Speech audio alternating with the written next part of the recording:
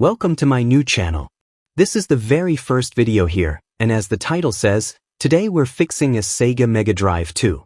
I've got 5 of them on the bench right now. So what happened to them, and where did they come from? Simple, I stumbled across a sweet deal on an online marketplace. 5 faulty consoles, sold as is, no returns. The bundle also came with a bunch of extras, a transformer-based power supply, some third-party controllers, a pile of AV cables, and about a dozen naked cartridge PCBs of all sorts. Some are new, some are old, some are just weird. According to the seller, those don't work either. All of this cost me next to nothing, so I grabbed it without thinking twice. The seller only had one blurry photo of the consoles with their top covers removed. From that picture, I swear one of them looked like an original model. Right up until the last moment, I genuinely thought we'd be fixing an original Mega Drive today. But when I opened them up and looked at the boards, yeah, it's just a clone. A full-size PCB knockoff of the original. Well, what can you do? Clones have historical value too, especially vintage ones like this. So let's pick the most interesting one and get to work. One more thing. This channel is essentially an English language counterpart to my main channel. I decided not to mix languages on one channel, so I moved all the English versions here instead. And yeah, I have to apologize in advance for the voiceover. I've done my best to fix all the errors, but text-to-speech software doesn't always handle technical content gracefully. Hopefully soon I'll be at a point where I can voice these videos myself.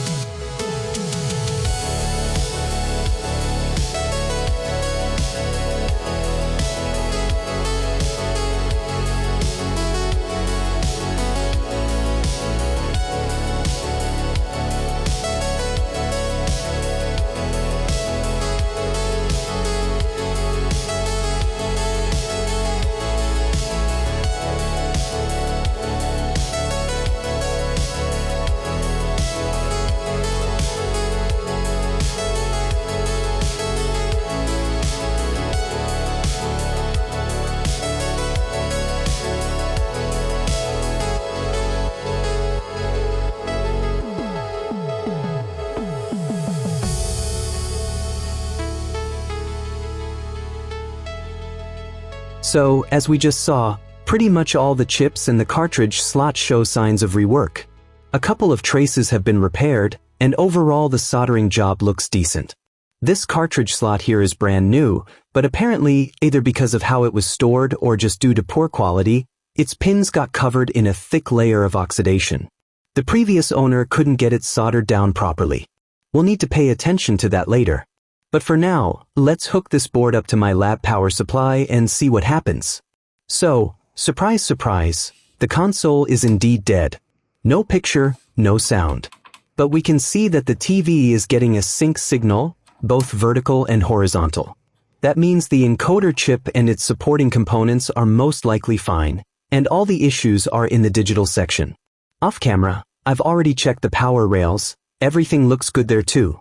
The voltage regulators are working, and all the chips are getting their 5 volts. Actually, before I start poking around and replacing parts, I'd like to take a step back and talk a bit about how the Sega Mega Drive works. Everywhere you look, it's just repairs, repairs, repairs, but there aren't many videos explaining the actual architecture and how everything fits together. All Mega Drive revisions share pretty much the same core design. Sure, there are differences in the video output circuitry, power delivery, and audio amps, but the digital guts are identical. It's really just different levels of integration. You've got some console revisions where the entire digital section is crammed into just a couple of chips, which made more sense for the manufacturer from a cost perspective. And then you've got others where the functional blocks are split across multiple chips, meaning a relatively low level of integration. This version we're working on right now is a good example of that, which actually makes it perfect for understanding the architecture. Now, don't get me wrong. Even though I said each chip here has its own more or less specific job, some functional blocks still end up hiding in unexpected places. For instance, this console has 2 sound synthesizers. There's the Yamaha, a clone of which lives inside the T07 chip, and then there's a simpler PSG synthesizer for backwards compatibility with the Sega Master System, and that one is tucked away inside the T06 video controller chip. And that's just one example. You get the idea. Let's quickly go through the main building blocks of this system. Let's start with the analog sections. First, the power supply circuit. It's pretty simple. The unregulated DC input goes to the power switch, then through a diode for reverse polarity protection, and finally into 2 linear regulators that output 5 volts. Honestly, there's not much that can go wrong here. Linear regulators typically need their input voltage to be at least 1.5 to 2.5 volts higher than their regulated output voltage. Plus, you've got that protection diode dropping almost another volt. So the input needs to be at least 8 to 9 volts. If you're using a transformer-based power supply and that voltage drops below this range, the first thing you'll usually notice is a hum in the speakers at the mains frequency. That's a good sign that you should check the smoothing capacitors in the power supply itself. Now let's look at the composite video circuitry. The video controller outputs are G/B signals, a composite sync signal that's a mix of vertical and horizontal sync pulses, and a color subcarrier signal. All of this is generated internally inside the video controller using counters, dividers, and logic, all derived from the main clock oscillator. These signals go to the encoder chip, which in this case is a CXA1145. On its output, we get a composite video signal, either PAL or NTSC. Now, the last analog section on the board is the audio mixer and amplifier. It's built around 2 quad op-amp chips and some supporting components. Audio signals from various sources come in here, get mixed together, amplified, and then sent to the audio output jack.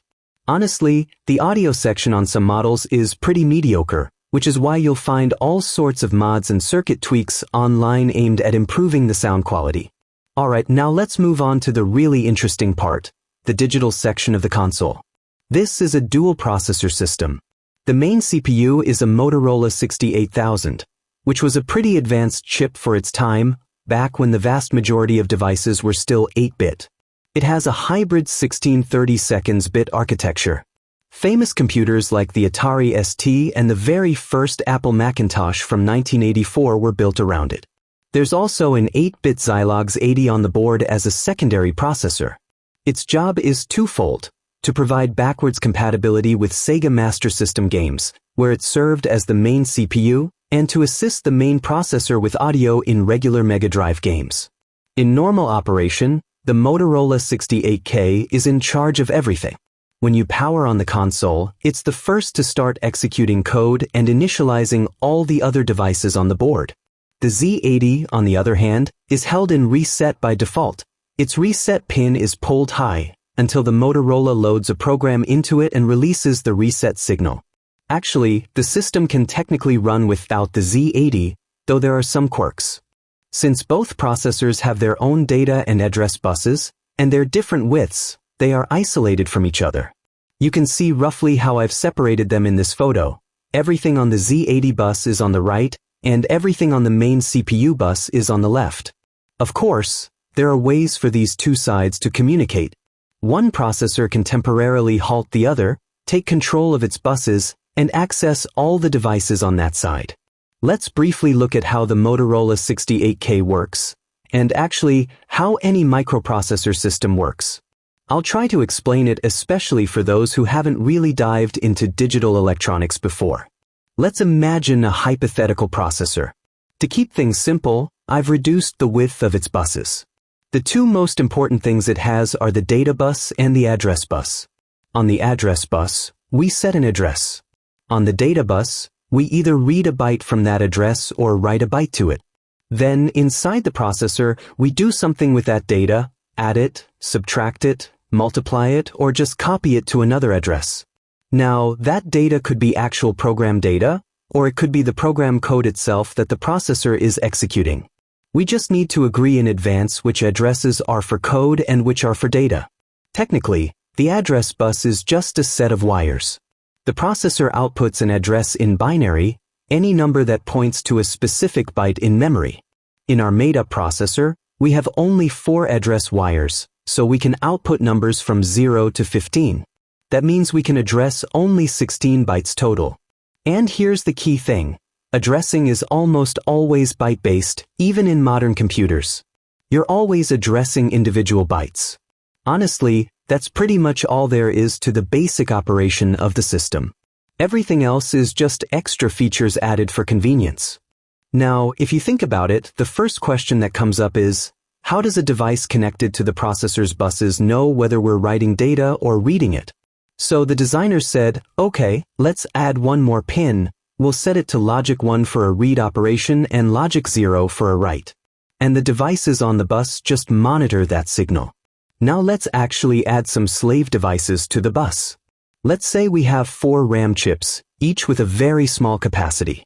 Each chip has only 2 address pins. That means we can set addresses from 0 to 3, so 4 possible values including 0.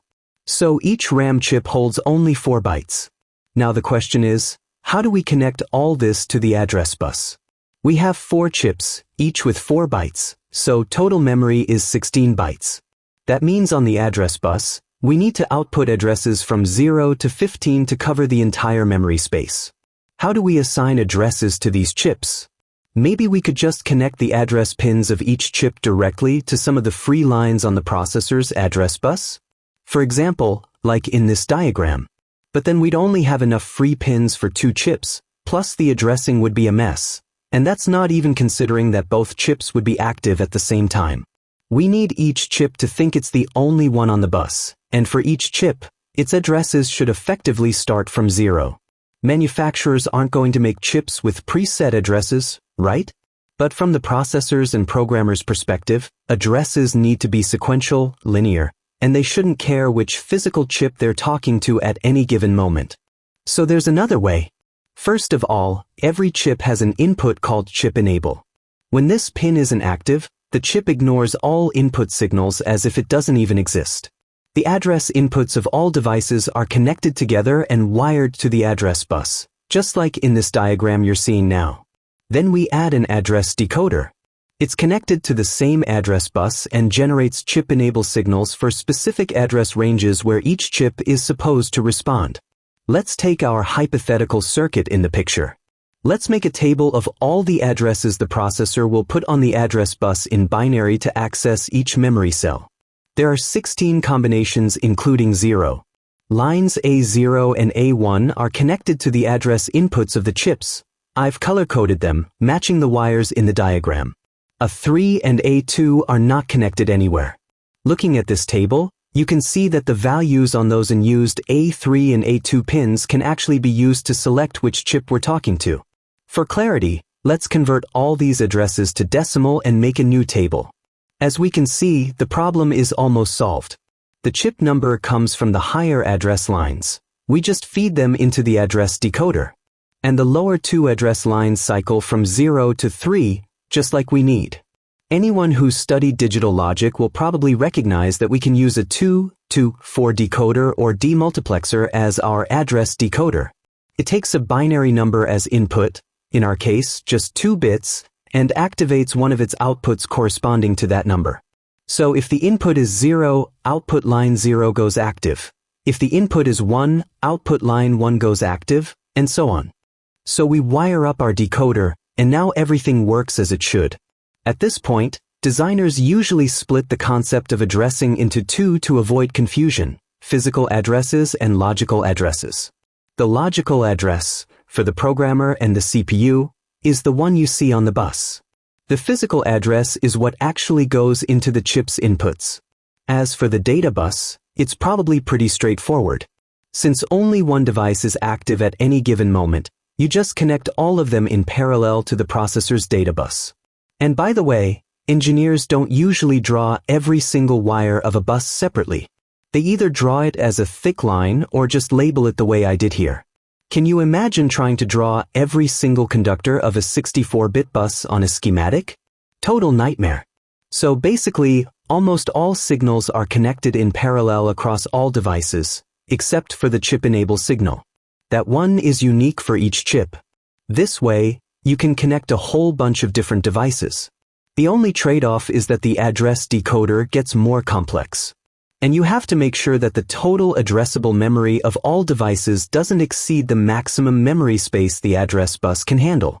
To avoid building decoders out of discrete components, manufacturers often used programmable logic chips like PALs or GALs. The beauty of these is that the physical chip is always the same, in the same package, but inside there's a matrix of logic elements that can be configured however the designer needs, just by burning a configuration file into it. So if you spot a chip like that on a board, chances are it's decoding addresses or generating some control signals.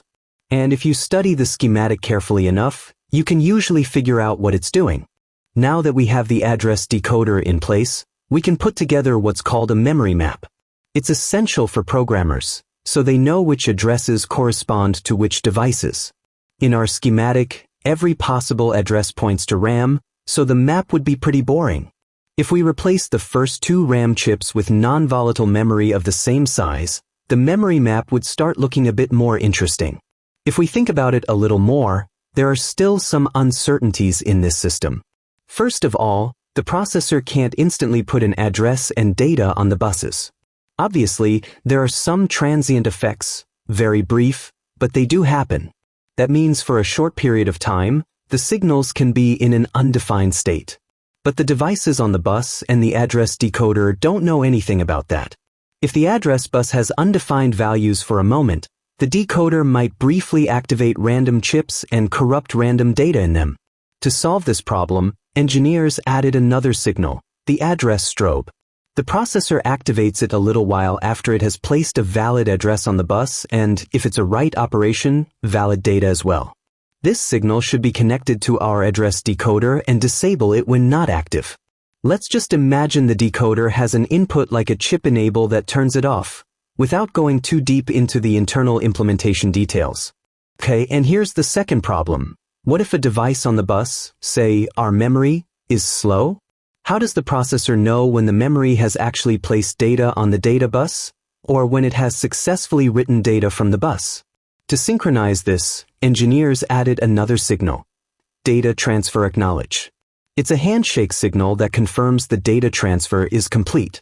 Here's how it works. After the processor places all the signals on the bus and activates the address strobe, AS, it just sits there waiting for data transfer acknowledge to go active.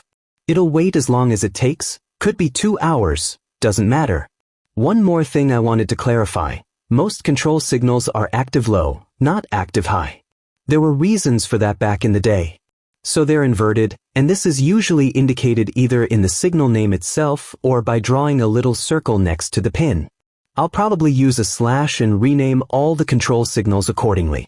Now, here's the catch. Memory chips, and most other devices, don't have a TAC output. The folks who designed the processor expected that the system designer would add external logic to generate this signal, just like with the address decoder. This logic would generate data transfer acknowledge immediately for fast devices, or delay it for slower ones as needed. Often, this logic is actually built right into the address decoder. If all your chips are fast enough to keep up with the processor, you can simply tie this pin to ground, making it permanently active, and the processor will just transfer data at maximum speed. By the way, that's actually where the name of a magazine came from, Tack Grounded.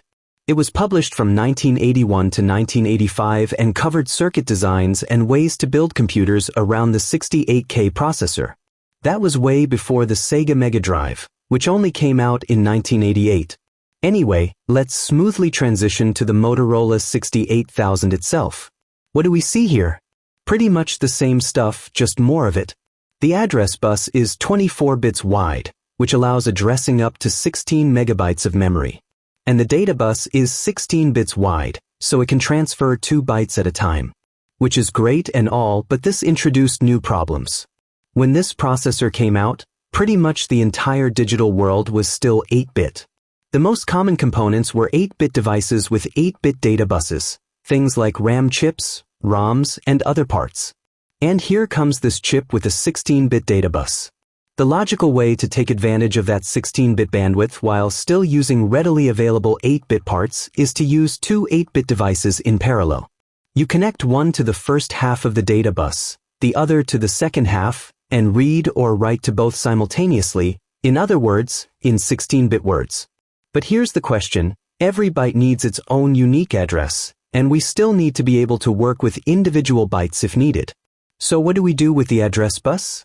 We can't put 2 different addresses on it at the same time. How do we connect the address bus so that each byte, each memory cell, has its own unique address? Here's how the engineers solved it. They simply removed the A0 line, the least significant bit of the address bus. All devices are connected starting from A1, shifted by 1 bit. So here's what happens. From the processor's and programmer's perspective, logical addresses are still sequential. But each device sees every pair of neighboring addresses, even and odd, as a single physical address. And to make up for the missing A0 line, they added 2 control signals, UDS and LDS, upper data strobe and lower data strobe. These select whether we're accessing the upper byte, the lower byte, or both. The processor handles these signals automatically based on the instruction. The programmer just specifies the address and the data size in the instruction, byte or word, which is 2 bytes. Let's say a programmer writes an instruction to read a byte from address 0. Here's what happens. The processor places address 0 on the address bus, activates the UDS signal, upper data strobe, and reads data only from the upper byte of the data bus. So we need the upper byte chip to respond when UDS is active. But who's in charge of watching addresses and activating the right chips? That's right, the address decoder. So we need to add this functionality to it. Now, besides decoding addresses, it also has to pay attention to the UDS and LDS signals. Now, if the instruction is to read a byte from address 1, the address on the bus is still 0, because a 0 is missing, but the control signals change. This time, LDS becomes active, and the processor expects data on the lower byte of the data bus. And when it's a word read operation, say, from address 0, both UDS and LDS are active, and the processor reads both bytes simultaneously, the even address 0 and the odd address 1. This processor does not support word access at an odd address. This is what's called unaligned access. Let me explain. For example, you can't read a word, that's 2 bytes, starting from address 1. Look, when the physical address on the bus is 0, thanks to the control signals we have access to 2 bytes. Logical addresses 0 and 1. But if you try to read 2 bytes starting from an odd address like 1, here's what happens. The first part of that word lives at physical address 0, which is currently on the bus, meaning it's in the first byte pair.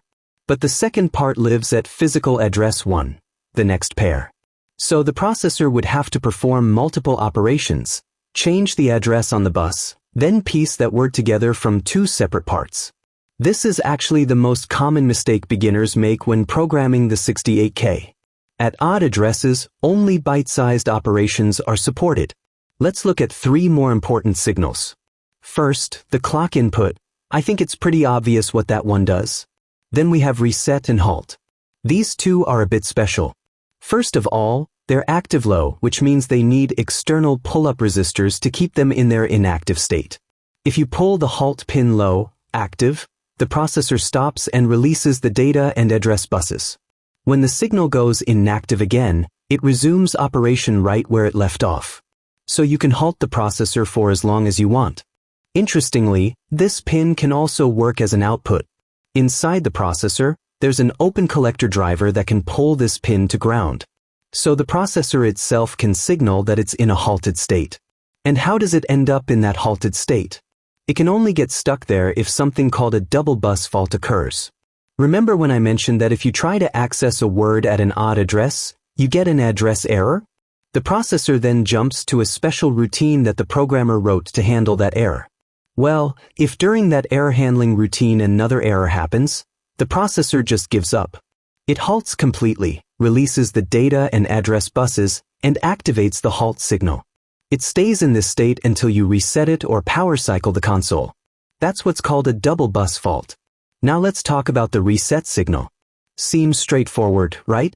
Pull it low and the processor resets. Well, not exactly. First of all, just like with halt, there's an open collector driver inside, and there's actually a reset instruction that a programmer can use in their code. When this instruction is executed, the reset pin goes active low for 124 clock cycles. But here's the interesting part. The processor itself does not reset. This was done intentionally, so you could software reset all the peripheral devices connected to the reset line without resetting the CPU. Now, if you actually want to reset the processor itself, you need to pull both halt and reset active at the same time for a specific amount of time. And this is exactly the procedure you have to do after powering on the console, to properly reset and initialize the processor. There are 3 more signals for what's called bus arbitration.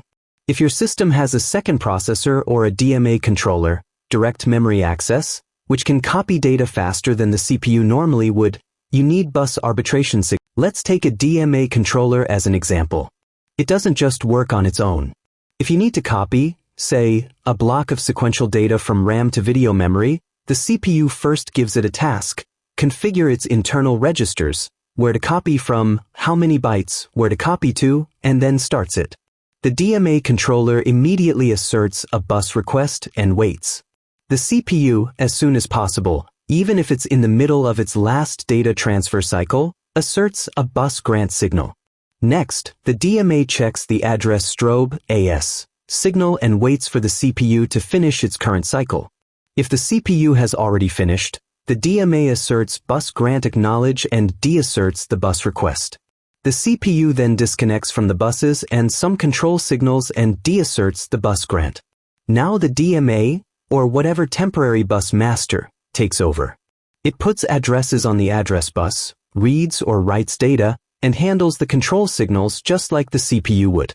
Unfortunately, the CPU just sits idle during this time. It can't even fetch the next instruction to execute.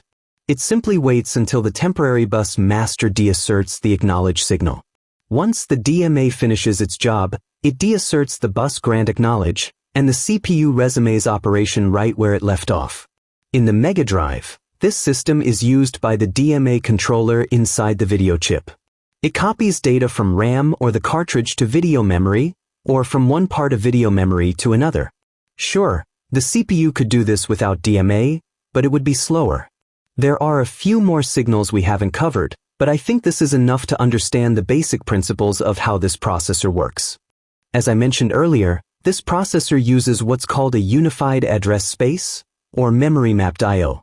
All peripheral devices and their control registers live in the same address space as regular memory. This is really convenient for programmers. You just look at the memory map and read from or write to the appropriate addresses. Of course, all of this relies on the address decoder doing its job quickly, enabling and disabling devices on the bus as needed. The total amount of memory the processor can address with its 24-bit address bus is 16 megabytes. Even though its internal address registers are 32-bit wide, those extra bits just aren't used here. And this is what the memory map looks like in the Sega Mega Drive for the main processor's address bus. I've drawn a simplified version here, just for reference, grouping everything into blocks. One last important thing. How does the processor know which address to start executing code from after power-up? When you apply power and release reset, the processor has no information whatsoever. So the engineers built in some hardwired logic for startup. Here's what happens on power-up or after a reset, before the processor starts executing any code. First, it outputs address 0 and reads 4 bytes into its 32-bit stack pointer register. Then it outputs address 4 and reads another 4 bytes into its program counter register. Let's take a ROM dump of any game, say, Comic Zone for example. The stack here isn't initialized at all. That's handled later in the main program. We'll talk about the stack another time. But the program counter, that's one of the most critical parts of the CPU. It holds the address of the next instruction to be executed. So at address 4, the programmer must place the address of the very first instruction of their program. After these 2 reads, the processor immediately starts executing code from that address. Now let's take a look at what the other chips in this system actually do. Here I've drawn the main processor's buses and where they connect. The Z80 has its own separate buses where it's the master, along with its own control signals. I'll show those later. After digging around on some retro electronics forums, I found out that some well-known enthusiasts in the scene have done full reverse engineering of all the Sega Mega Drive chips. Now you can actually look at their logic diagrams and really understand how certain blocks work. I'll be referring to these schematics from time to time. You can view and simulate them in a simple free educational program called Logisim, created by Carl Birch for digital logic simulation.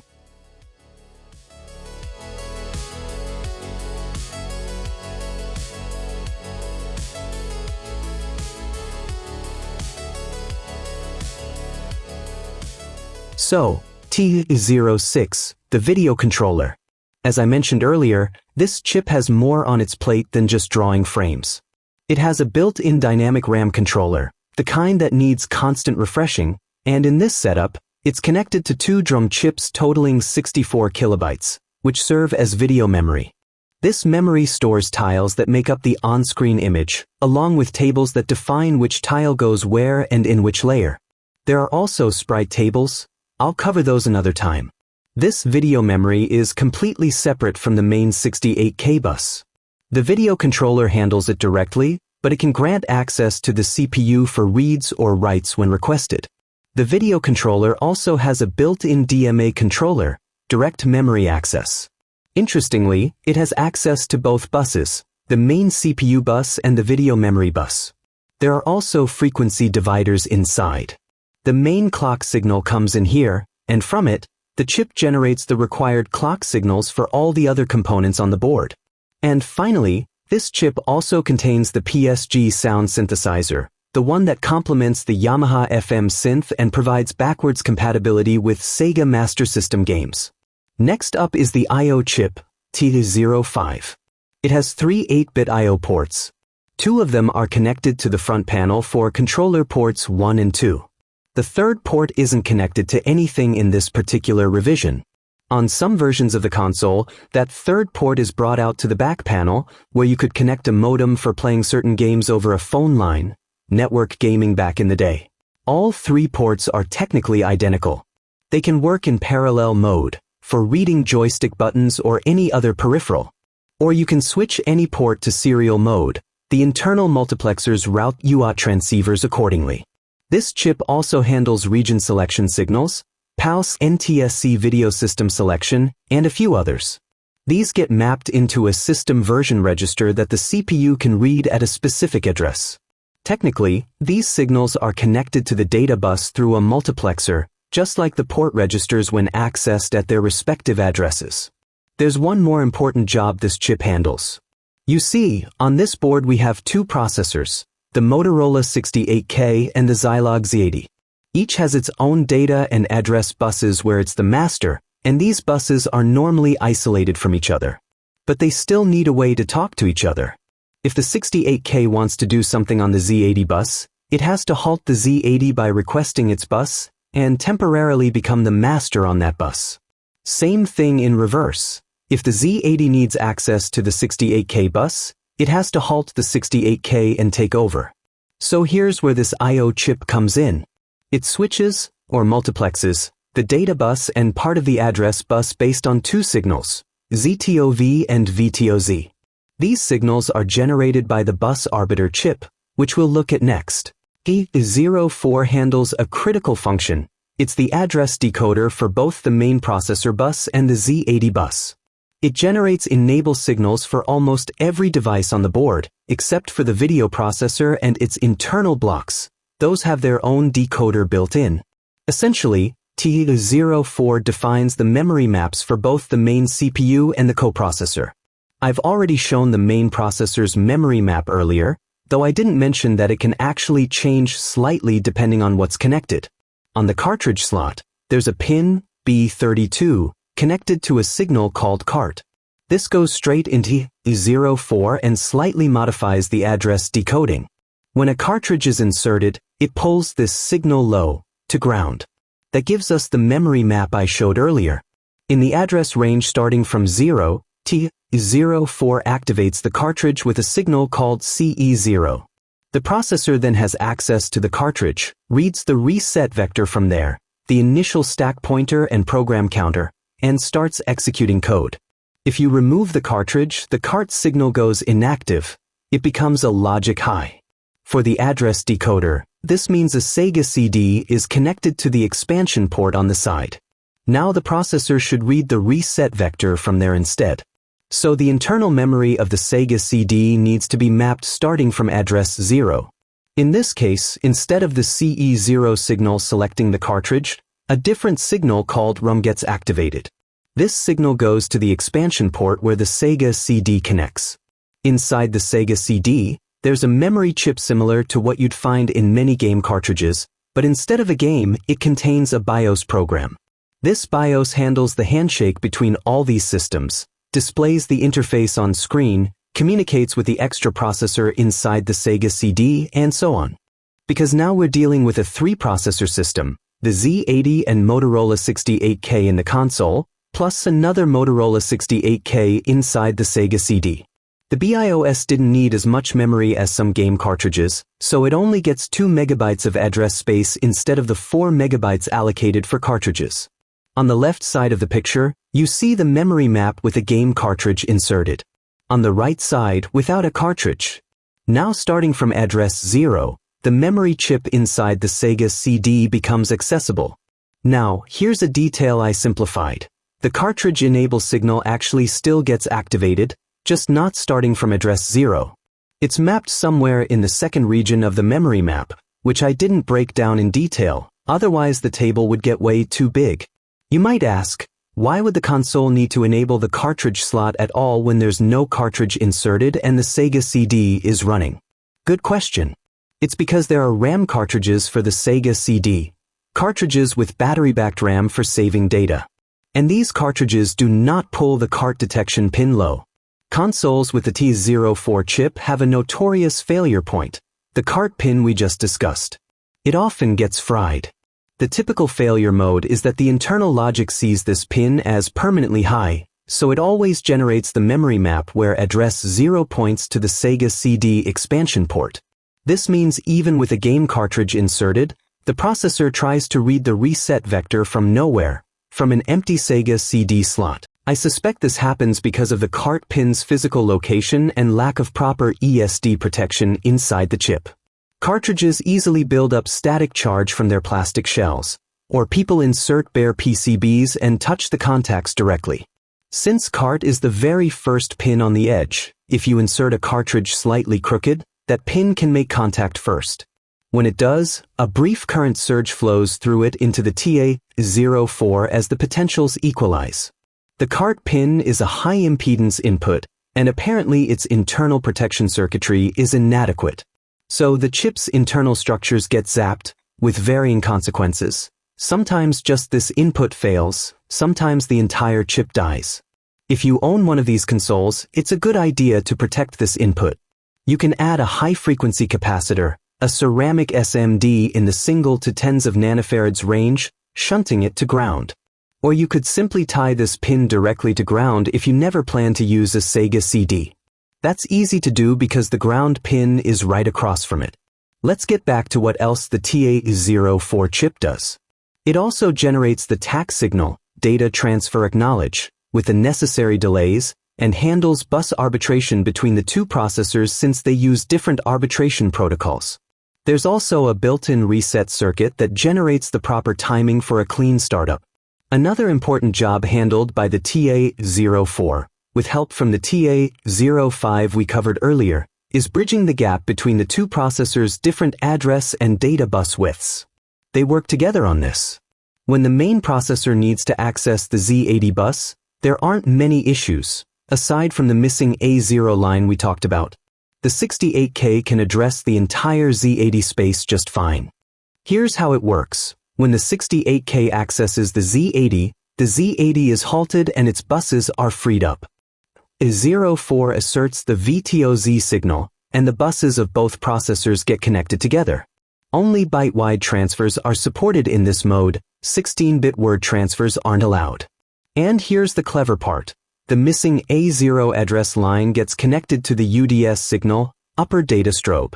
During byte accesses, UDS is 0 for all even addresses and 1 for all odd addresses, exactly what a real A0 pin would do. The address bus lines from A1 through A7 are switched in the TA05 chip, while lines A8 through A14 are handled in the TA04.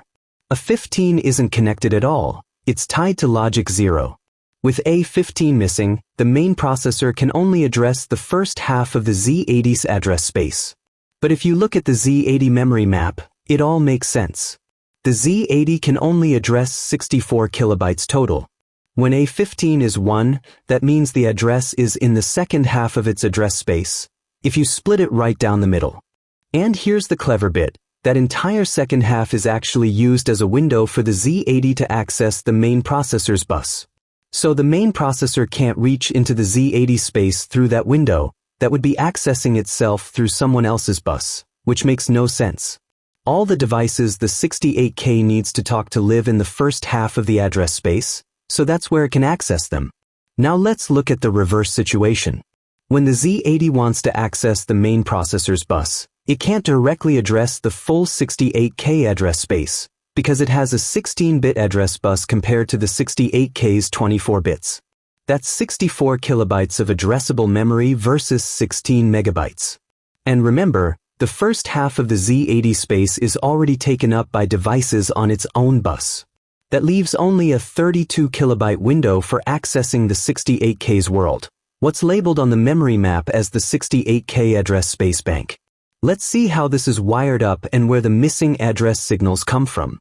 First, we need to convert A0 into UDS and LDS. Since we're dealing with byte-only transfers, this is straightforward.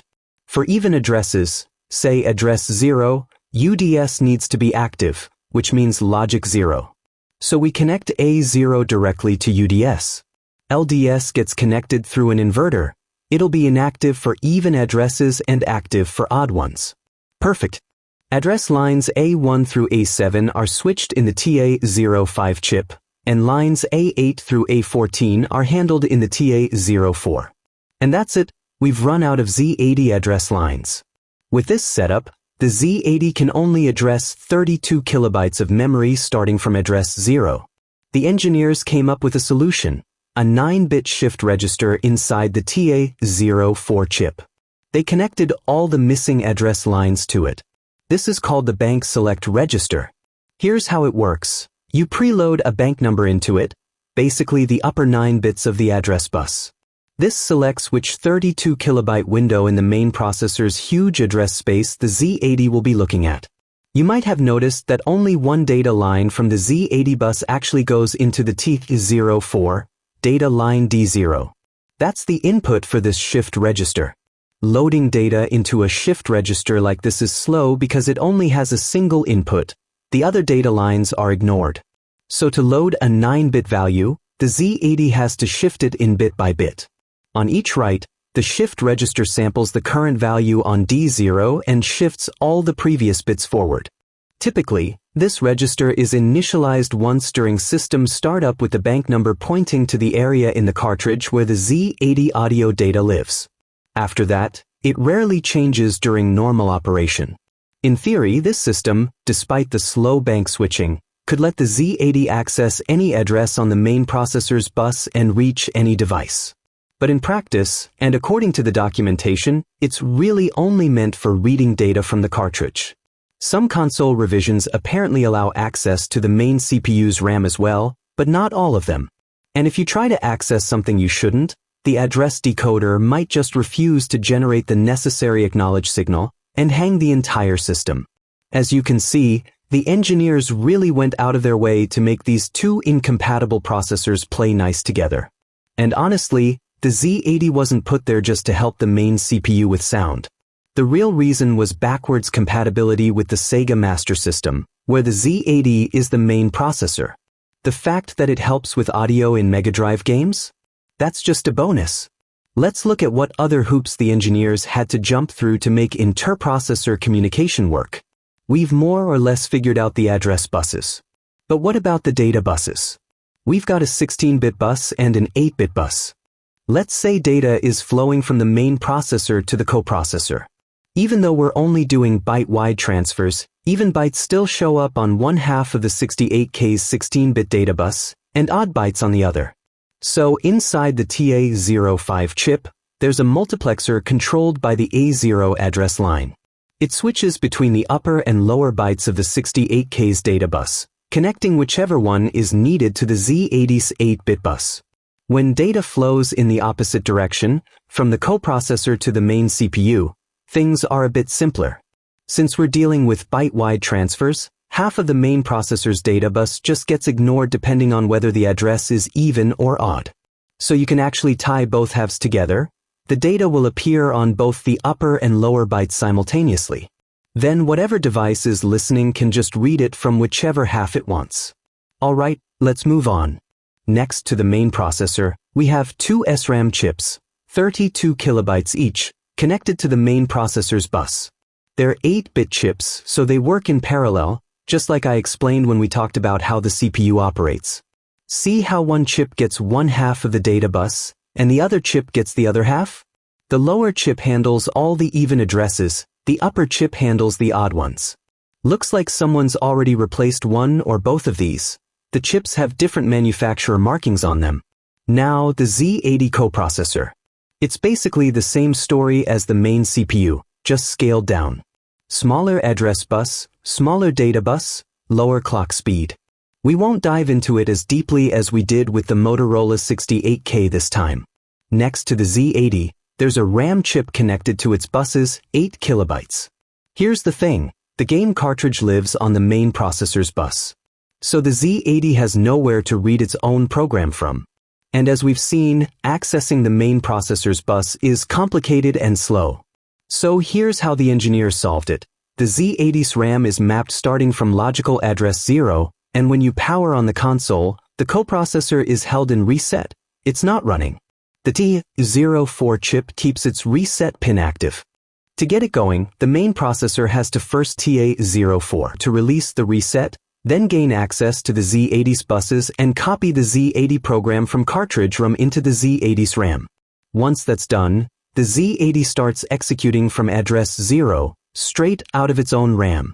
That's the simplified version of the startup sequence. As for how they talk to each other during normal operation, it's pretty straightforward. The main processor writes data into a specific area of the Z80's RAM, and the Z80, running its own program, constantly checks that area and reacts accordingly. Sometimes it reads audio data from the cartridge through that banked access window we talked about. But it doesn't do that too often, because every time it does, the main processor has to sit idle. Last but not least, the Yamaha YM2612 sound generator. This chip is part digital, part analog. Its control interface is digital and connects to the coprocessor's buses. Inside, there are tons of registers for configuring and generating various sounds. It also has a built-in DAC, digital to analog converter, so on the output side, you get a ready-to-amplify analog signal. The YM2612 can work as a multi-channel FM synthesizer, generating purely digital sounds based on programmed parameters. It can also play back actual digitized audio samples thanks to that internal digital-to-analog converter. How FM synthesis works and how music is created using it, that's a whole separate topic. There's plenty of information out there, so we won't dive into it now. Now let's actually apply all this theory to fixing our console. For now, we can pretty much ignore the coprocessor and everything on its bus. Even if there were issues there, we'd probably still see some kind of life on the TV screen. But in this case, nothing. No signs of life at all, except for that sync signal from the encoder. So we'll focus our troubleshooting on the main CPU, its RAM, the cartridge slot, the video controller, and the TA04 address decoder. And let's start by checking the processor itself. I've already verified the power supply. That's fine. Next, let's see if the clock signal is reaching pin 15 of the CPU. Clock signal checks out to 7.6 MHz, right where it should be. Now let's check the reset and halt signals on pins 17 and 18. At power up, both should go active low briefly for the reset sequence, then return high, and the processor starts fetching the reset vector from the cartridge at address 0. Looking at the scope, reset is inactive, it's high. But halt is active, logic low. That means the processor has either halted itself due to a double bus fault, or someone halted it externally. Remember, these are bidirectional pins connected to the TA04 for reset generation. If we peek inside the TA04, we can see these signals are always controlled together, only for reset purposes. The TA04 can't halt the CPU by pulling just halt. It doesn't have that logic. So the CPU halted itself. Makes sense, I didn't have a cartridge or Mega CD connected. It was trying to execute code from nowhere. With a cartridge inserted, nothing changed, processor still halted. Let's capture the moment reset goes inactive and see what halt does. I'll set the scope to single shot mode, triggering on the rising edge of reset. That's on channel 2. Look at that. Both signals go inactive at power up as they should, and the CPU starts running. But not for long. Something upset it, and it halted after about 5 microseconds. Now let's look at the address strobe during that window. That'll show us how many bus cycles it managed to complete.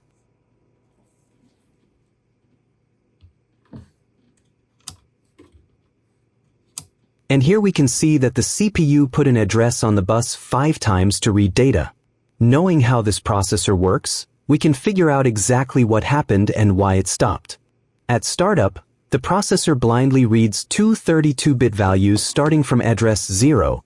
That's the beginning of cartridge ROM, or Sega CD memory if no cartridge is inserted. The first value goes into the stack pointer, the second into the program counter. Since each is 32 bits, that's 4 bytes, and the data bus is 16 bits wide, it reads each value in 2 chunks, 2 bytes at a time. So the first and second address strobes fetch the 4 bytes for the stack pointer. The third and fourth fetch the 4 bytes for the program counter. Remember when I showed this earlier with the Comics Zone ROM dump? Those values right at the beginning of the ROM. At this stage, the processor just copies whatever it finds. No checks, no validation. It's hardwired to do this. If there's garbage there, it'll happily load garbage into its registers. Next step, it puts the address it just loaded into the program counter onto the address bus. That's the address of the first instruction. And that's exactly what we see. It outputs that address, activates the address strobe, and then immediately halts with a critical error without even completing the read cycle. And on the 68,000, there's really only one thing that causes an immediate address error at this point, trying to access a word at an odd address.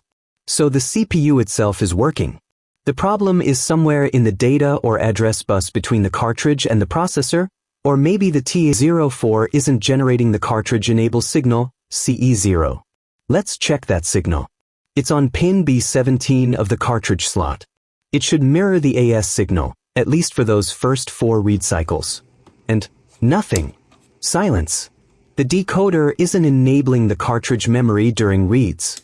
I'm starting to suspect the classic TA04 failure. The cart detection pin got fried.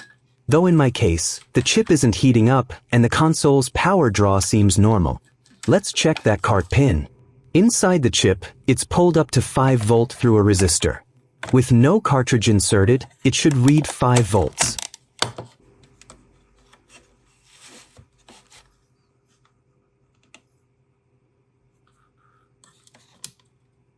The scope shows voltage, but not 5 volt, about 2.5. That's definitely not right. If this input is dead, the decoder probably thinks there's no cartridge and a Sega CD is connected. That means it should be activating the ROM signal on pin A21 of the expansion port, the Sega CD slot. Let's check that too. And sure enough, the processor is trying to read from an empty Sega CD port instead of the cartridge. At this point, if I had a Sega CD, the console might actually work. But unfortunately, I don't have one. But it's not all bad news. Address decoder is probably still alive, except for that cartridge detection input, of course. These chips are hard to find now, and I couldn't source one anywhere. To quickly test if the rest of the console is working, we can do a little trick. Replace the cartridge enable signal CE0 with the Sega CD ROM signal. Just cut the trace for CE0 from the TA04 and wire the ROM signal from the Sega CD edge connector to the cartridge slot instead. These two signals are identical, except that ROM can only address up to 2 megabytes of memory. But honestly, most Mega Drive games fit within 2 megabytes anyway, so there's plenty to test with. For anyone who just wants to get their console running with minimal hassle, this is a decent compromise. So that's what I did. Connected the ROM signal to the cartridge slot and tried to boot a game. Unfortunately, I completely forgot to film this part, so you'll have to make do with this photo. On the right, you can see the Sega CD edge connector with the ROM signal pin. Solder a wire there and connect it to pin B17 on the cartridge slot. Just don't forget to cut the trace from that pin first. Anyway, nothing changed. Still a black screen. So there's probably more wrong here than just the T04. Let's check if the CPU is still halting after reading the reset vector. I'll look at the address strobe again and see if any bus activity is happening. Now we're getting somewhere. The CPU starts up and actually executes code, but after a few seconds, it halts again with a double bus fault. What does that tell us? Could be a lot of things. Maybe one of the RAM chips is bad. Writes one value, reads back something else. Maybe there are issues with the data or address bus integrity on the board. Speaking of which, I haven't really checked anything beyond that cartridge detection pin. Time to break out the multimeter and start continuity testing the data and address buses from the CPU to the cartridge slot and RAM. And right away, I found something. Address line A19 isn't making contact with the cartridge slot. It does have continuity to the video controller and T04, though. So somewhere between there and the slot, it's broken.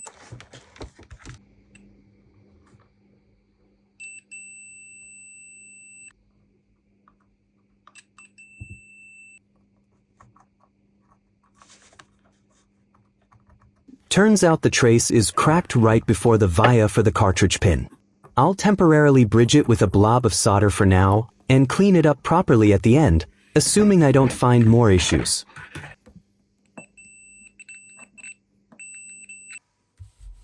Let's power it up again. Still a black screen.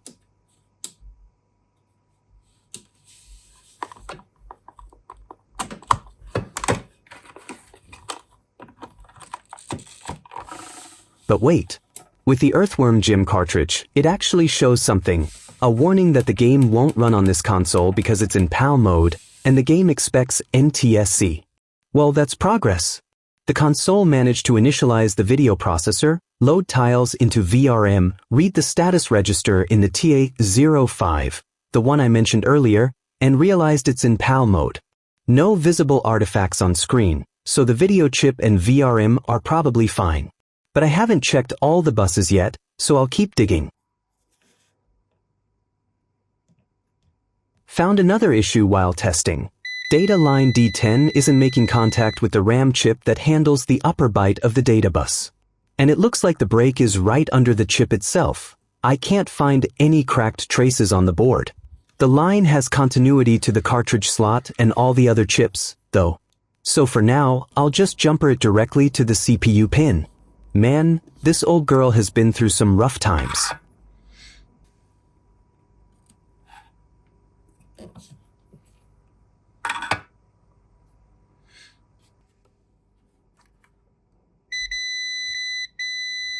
Let's test it again.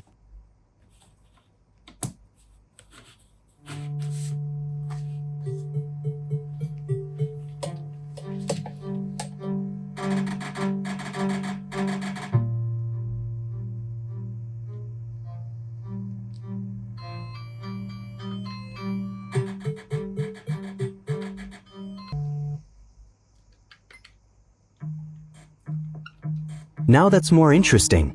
Look at that, we've got something on screen. Seems like everything is actually working now. Sound is fine, the controller works. Though coming from an NTSC console, it does feel a bit sluggish, and the image doesn't fill the whole screen. But that's normal. PAL and NTSC have different frame rates and vertical resolutions. Game code is often tied to the vertical interrupt generated by the video controller, so you get that slower feel. We'll fix that later. For now, let's properly restore the address decoder so the cartridge slot works with any game, without relying on that mega CD-ROM signal. And it's not hard to figure out how to do it, if you look at the start and end addresses of the cartridge address space in binary.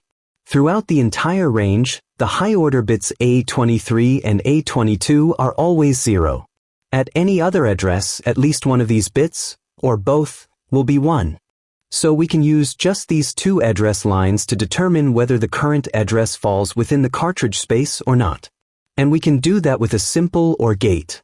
Its output is 0 only when both inputs are 0, exactly what we need. Connect A22 and A23 to the inputs, and feed the output to the cartridge CE0 pin. You can also write this as a logic function, where the plus sign means logical OR, which is exactly what an OR gate does. If you don't have an OR gate handy and remember De Morgan's law, you can build one from other gates, NOR, NAND, and with inverters. But that would be suboptimal and use multiple chips. Here's an example using 2 different chips. On the left, a chip with 4 OR gates, those are pretty common. On the right, a single gate version in a tiny SMD package. Either one works. Pick one gate, connect the address lines to its inputs in any order, and wire the output to the cartridge select pin. Just remember to tie any unused inputs on the chip to ground or VCC to prevent spurious switching from noise. And don't forget a decoupling capacitor next to the chip. Do that, and it'll work just fine. Just a heads up, this is the simplest circuit to get cartridges of any size working again. The Sega CD will still function, but you can't have both a cartridge and a Sega CD connected at the same time anymore, because this new decoder doesn't check for cartridge presence, it just assumes a cartridge is always there. And for the same reason, Sega CD-RAM carts won't work either, so don't plug them in. Now, I actually took a different route at first, though I ended up coming back to this same design in the end. But I should explain what I did. I decided to add a third signal to the mix, the address strobe AS. And there was a reason for that. Earlier in the video, I explained that the decoder shouldn't activate while the address bus is settling. AS is the signal that tells us the address is valid and stable. If you look inside the TA04 at the circuitry that generates the cartridge select signal, you'll see it uses cart, A22, A23, and the address strobe. Looks like a lot of logic, but most of it is constant in our specific case. Simplify it down, and you're left with just those 4 signals. So I decided to add AS as a third input. When all 3 signals are low, the output goes low, cartridge enabled. Any other combination, no dice. That means we need a second OR gate. The first OR combines 2 signals, the second OR combines that result with the third. Problem, I didn't have any OR gates on hand. I had NOR gates. NOR is just OR with an inverted output. So I had to redesign the circuit, and it got a bit bigger. After each NOR, I needed an inverter to compensate for the inversion. Double inversion equals no inversion. Luckily, my NOR chip has 4 gates. 2 of them were unused. You can turn a NOR into an inverter simply by tying both inputs together. So no extra chip needed. The final circuit ended up implementing this logic function, which is logically identical to the original. Just added a couple of double inversions, which let me use NOR gates and the inverters they naturally create. All done with a single chip, all 4 gates used. Now, time to make a little PCB for this.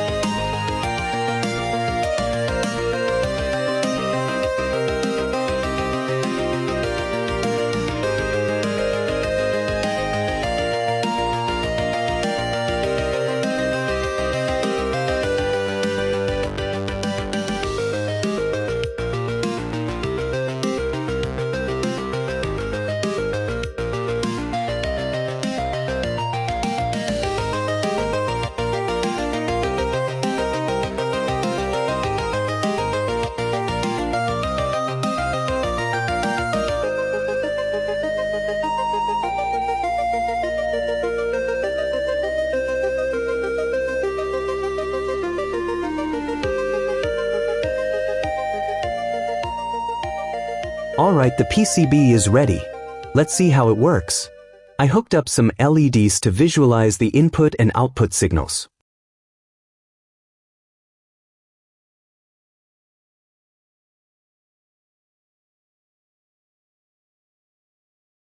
Everything checked out, so I temporarily wired it into the Mega Drive for a test. And total failure. Turns out, in some games, certain sprites just don't show up on screen. Well, the tiles that make up those sprites are missing, though the sprite positions update correctly. Everything else works fine. And in some games, it actually runs perfectly. At first, I thought my decoder circuit was introducing delays, and the cartridge just wasn't fast enough to put data on the bus by the time the CPU sampled it. But when I looked at the scope, I realized the cartridge has plenty of time to spare. The delay from the logic gates is about 5 times smaller than the cartridge's access time. Here's the scope trace. Yellow is the address strobe. Blue is one of the data lines going high during this read cycle. As goes active, and after about 100 nanoseconds, the cartridge puts valid data on the bus. That's point 1. The CPU latches the data at point 2, exactly when as goes inactive. Plenty of margin. So maybe the TA04, in some situations, enables the cartridge without waiting for AS? At the very least, I know it generates its own internal AS when the CPU is halted during Z80 bus requests. Honestly, I never found the real root cause.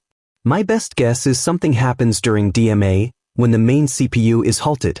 To really figure it out, I'd need to write test programs, and that's a project for another day. So here's what I decided. I removed AS from the decoder. In practice, given that the cartridge's data output delay is way longer than any bus settling time, it works perfectly fine without the address strobe. The chip select just goes active as soon as the address appears on the bus. I simply desoldered the AS line from my decoder and tied that input to ground. Then I took the output after the first 2 logic gates. In other words, I went back to the simple circuit I described at the beginning. And now everything works perfectly with any cartridge. Alright, the console's basically fixed now. All the major issues are sorted. Just need to tidy things up and put it back together. Oh wait, almost forgot. I need to convert it from PAL to NTSC. That'll fix the game speed, bring the music up to tempo, and fill the whole screen. No more black bars top and bottom. For those who don't know what these standards are, where they came from, or why they're different, here's a quick history lesson. It all started before television even existed. Worldwide, electrical grids split into 2 main standards, the American system with 120 volt at 60 Hz, and the European system with 220 volt at 50 Hz. When television was born, early TV sets used mechanical spinning parts to scan the image, driven by electric motors. And those motors' speed depended on the mains frequency. So the frame rate became locked to the local power grid frequency. Plus, the human eye stops noticing flicker at around 50 Hz anyway. Back then, video was just a luminance signal. More voltage meant brighter, less meant darker. Later, when cathode ray tube TVs came along, they added sync pulses to the signal, horizontal and vertical. The TV extracts these from the video to lock onto the start of each line and each frame. On screen, you can see an example of a video signal for just one line, from one horizontal blanking pulse to the next. The vertical sync pulse isn't shown here, that comes after all the lines are drawn, and it's much longer. At this point, there was no technical reason to stay locked to the mains frequency anymore. But they kept the frame rates matching the local power grid anyway, partly because it was already established, and partly because interference from other equipment or the TV's own internal circuits often ended up at the mains frequency. Back then, switching power supplies and digital devices weren't everywhere. If the interference frequency matches or is a multiple of the frame rate, the visual artifacts land in the same spot on every frame, which makes them less noticeable than if they were moving around the screen. There were also practical trade-offs. On one hand, the human eye perceives smooth motion at around 20 to 25 frames per second. On the other hand, it can detect brightness flicker up to about 50 Hz. At 25 Hz, you definitely see the screen flickering. And then there's bandwidth. More frames per second means more information transmitted per unit of time, which means a wider radio frequency band for each TV channel. That would push channels further apart, and the broadcast spectrum was already tightly regulated. No one was going to allocate a huge chunk of spectrum for 100 entertainment channels. Plus, wider bandwidth would have required better antennas and more complex receiver circuits. So they came up with a compromise: interlaced scanning. You've probably heard of it. The electron beam scans the entire screen at 50 or 60 Hz, fast enough that the eye doesn't see flicker. But on each pass, it only draws every other line, first the even lines, then the odd lines. So a complete frame takes 2 passes, and the actual frame rate is half the refresh rate. That means less information transmitted per second, which cuts the bandwidth needed for each video signal almost in half. 2 birds with 1 stone. No flicker, no wasted bandwidth.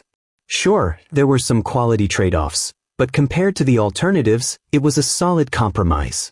As black and white TV evolved, 2 main scanning standards emerged: the European standard, 625 lines, 50 fields per second, and the American standard, 525 lines, 60 fields per second. Both interlaced, of course. Black and white television had already spread worldwide. By the time color CRTs and cameras were ready, there were tens of millions of monochrome TVs in people's homes. Now came the challenge: introducing color. But color requires more than just luminance and sync. You need to transmit color information too. That meant one of 2 things: throwing away every black and white TV on the planet, or broadcasting every program twice, once in black and white, once in color. It was difficult to do. So engineers had to figure out how to make color TV backward compatible. Old TVs should just see the luminance part and work like nothing changed. New TVs should extract both luminance and color from the same signal. And they actually pulled it off, an add-on to the existing monochrome standards. First came NTSC in the US, then PAL in Germany, and Seagam as a joint French-Soviet development. Sega only released consoles for PAL and NTSC markets. In these systems, color information is transmitted on a color subcarrier, roughly 4.43 MHz for PAL, 3.58 MHz for NTSC, and simply added to the luminance signal amplitude. The subcarrier and color signal parameters are carefully chosen so that on a black and white TV, it just looks like scattered, low-contrast noise, barely noticeable. Later black and white sets even added filters to suppress this extra color information. The color signal itself consists of 2 color difference signals. The third one is reconstructed from these 2 plus the base luminance. To send 2 different signals on the same carrier frequency, they used a clever radio technique: quadrature amplitude modulation with suppressed carrier. But for the receiver to decode this, it needs to know the exact carrier parameters. So they added a color burst, a reference signal right after the horizontal sync pulse. The TV locks its own oscillator to this burst and uses it to decode the color information. Quite a clever system, born from a lot of constraints. PAL and NTSC differ slightly in their color difference signal parameters, subcarrier frequency, and, most notably, frame rate. PAL came after NTSC and refined it for better color accuracy. But if you ignore the technical details, the underlying principle is the same. And of course, each system inherited the original monochrome parameters: field rate, line count, and interlaced scanning. So that's how we ended up with different color systems, a mix of technical constraints, historical baggage, and political motives. Anyway, back to our console. It was manufactured for both PAL and NTSC regions, so there's actually a way to switch between them. Most games were developed with NTSC in mind, its frame rate and line count. On this particular revision, the mode selection line connects to pin 26 of the TA05, where it shows up in the status register so games can check the region. Logic low means PAL mode, high means NTSC. That same line also goes to pin 46 of the video controller and pin 7 of the video encoder. In the video controller, it switches the frequency dividers, the counters that generate sync signals for the encoder and the color subcarrier frequency. And the encoder itself switches to the appropriate composite signal format. But there's a catch. The color subcarrier frequency needs to be very precise, and it's different for PAL and NTSC. You can't derive both frequencies from a single master clock just by changing an integer divider ratio. So depending on the region, the console actually uses two different crystal oscillators, with different frequencies, each a multiple of the target subcarrier. When you switch to PAL mode, the video controller's divider switches to divide by 12. In NTSC mode, it's divide by 15. That way, you get the exact subcarrier frequency with the required precision. Right now, the console is in PAL mode with the corresponding oscillator installed. If I switch to NTSC without changing the oscillator, the divider switches to divide by 15, and the color subcarrier frequency ends up completely off-spec. The TV won't be able to lock onto it, and we'll get a black and white picture. Which is exactly what I'm about to do. The board designer was thoughtful enough to include two jumpers near the T05 chip. The one on the left connects to pin 26, that's the video standard switch. The other one is for region language selection. That second jumper should be tied to ground in PAL mode. But when I checked continuity, I found it was already grounded, just somewhere else on the board. Turns out, that pad is duplicated on a connector near the video encoder chip, and there's a jumper there shorting it to ground. So I need to deolder that jumper. Now that line should be at 5 volts, NTSC mode activated. Perfect. Everything works as expected. The music and frame rate are faster, and the picture is black and white, exactly because the color subcarrier is now running at the wrong frequency. Now it's time to swap the oscillator and hopefully get color back. I've got the right NTSC oscillators on hand. But that would be too easy, especially since the board designer thoughtfully provided a spot for a crystal and its loading capacitors near the encoder. Turns out the CXA1145 encoder chip has a built-in oscillator circuit for an external crystal, for cases where you can't feed the subcarrier signal externally. I pulled up the datasheet and checked the typical application circuit. It's a bit more involved than just a crystal and 2 load caps. They also recommend a 50 picofarads trimmer capacitor for fine-tuning the oscillation frequency. Now I just needed an NTSC crystal. Found one on an old TV board. It actually had 2 crystals, one for PAL and one for NTSC subcarrier. Next, I desoldered the jumper that connects the subcarrier output from the video controller and rerouted the circuit to use the external crystal.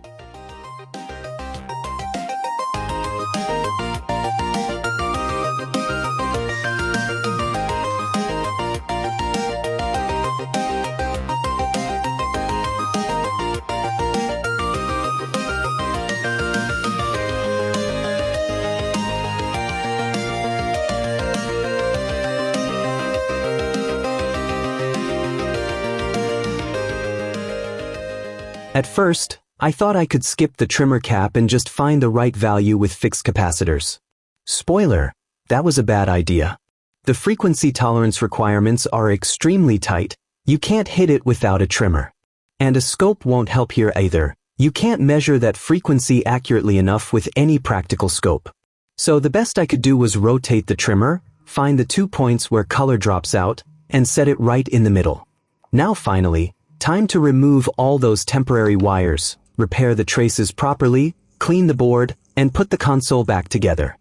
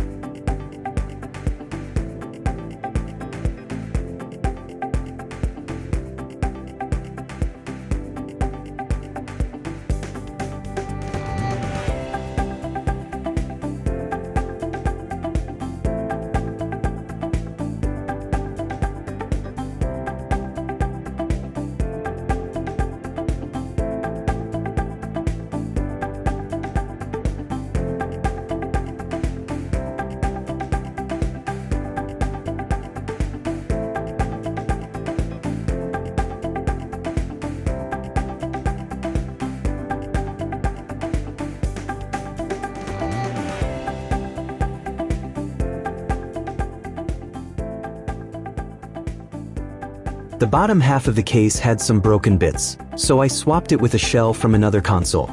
Honestly, I just didn't have the energy left to fix plastic this time.